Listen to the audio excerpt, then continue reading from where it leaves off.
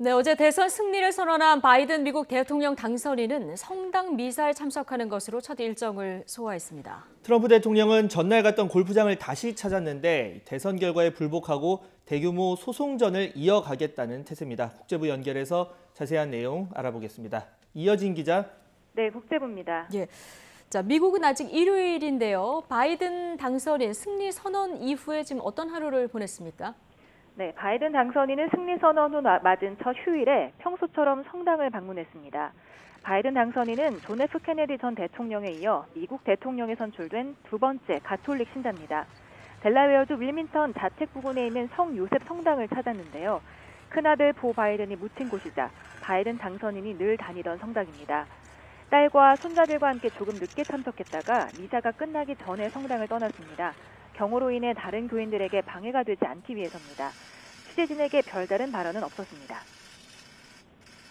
네, 이런 가운데 차기 정부 수립을 위한 준비 어떻게 진행되고 있습니까? 바이든 당선인이 대국민 연설에서 내세운 첫 번째 포부가 코로나19 극복을 최우선 과제로 삼겠다는 것이었습니다.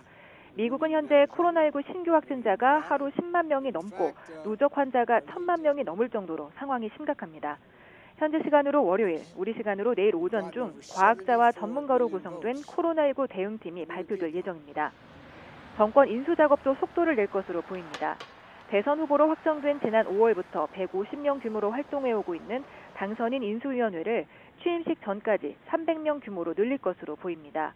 앞서 지난 4일 인수위 홈페이지도 개설했고 곧 SNS 대응팀도 꾸려질 것으로 알려졌습니다.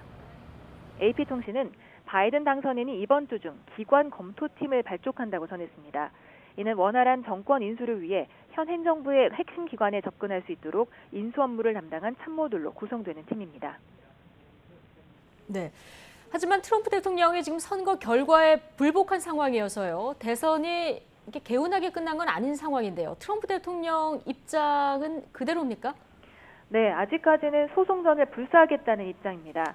트럼프 대통령은 이틀째 골프장을 찾았는데 이에 앞서 트위터를 통해 선거 조작 의혹을 거듭 제기했습니다. 연방대법원이 펜실베이니아에 선거일 이후 도착한 우편 투표를 분리하도록 명령한 사실을 언급하면서 어떻게 유효한 투표로 인증되었는가는 시스템의 문제라고 주장했습니다.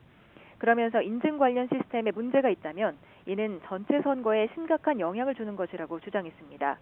많은 증언이 있다고도 했지만 구체적인 증거는 제시하지 않았습니다. 트럼프 대통령은 현지 시간 월요일 대규모 소송전에 나설 것을 예고한 상태입니다.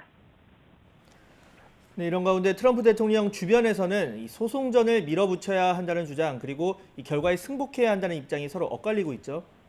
네, 불복이냐 승복이냐를 두고 백악관과 공화당 안에서도 의견이 분분합니다.